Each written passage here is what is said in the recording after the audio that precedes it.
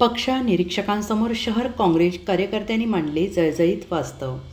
सांगली दिनांक 1 सांगली विधानसभा मतदारसंघात काँग्रेस उमेदवार पृथ्वीराज पाटील यांचा पराभव काँग्रेसमधील बंडखोरीमुळे झाला आणि त्याचा बंदोबस्त करण्याची सूचना पक्षाच्या वरिष्ठांकडे करणार का? पक्षात वैचारिक भूमिका महत्त्वाची आहे, त्याशिवाय संघटन मजबूत होणार नाही. महापालिका निवडणुकीत एका गटाचे उमेदवार येतील पण काँग्रेस पक्षाची सत्ता येणार नाही, यावर उपाय काय? काँग्रेस नेत्यांचाच काँग्रेसचा पराभव केला, त्यामुळे निष्ठेने काम केलेल्या कार्यकर्त्यांची 16 वर्ष वाया गेली, याला जबाबदार कोण?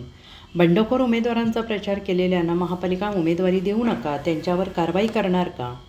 मतदारसंघात राज्य आणि केंद्र स्तरावरील काँग्रेस पक्षाचे किती पदाधिकारी आणि नेते आले? अशा प्रश्नांचा भडीमार आज काँग्रेस भवनमध्ये आयोजित बैठकीत काँग्रेस प्रदेश कमिटीचे पक्ष निरीक्षक आणि प्रदेश सरचिटणीस माजी आमदार रामहरी रुपनवर यांच्यासमोर शहर जिल्हा काँग्रेसच्या कार्यकर्त्यांनी केला.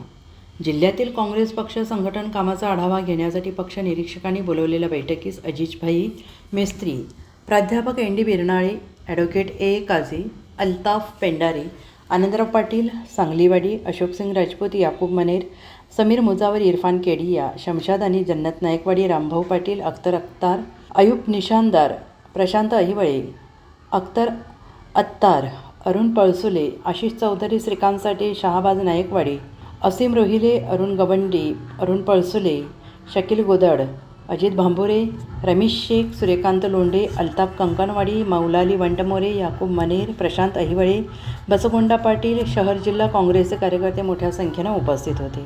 आभार पैगंबर शेख यांनी मानले. सगळ्याच जणांनी प्रचार केलेला होता आणि अशा वेळेला एक तोंडात आलेला घास हा काँग्रेस पक्षाचा काढून घेतला.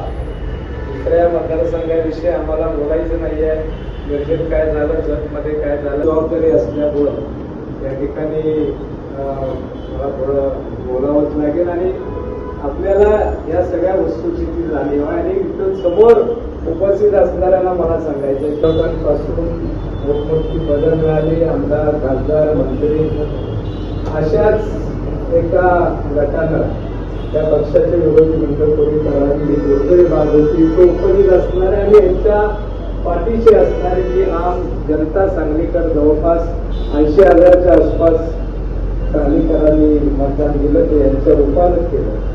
नात्यानं त्या ठिकाणी मी किमान आम्ही म्हटलं नव्हतं की सर्वच्या सर्वांना तुम्ही निष्कासित करा. तुम्ही बंडखोर उमेदवारांना निलंबित केलं, चांगली गोष्ट केली.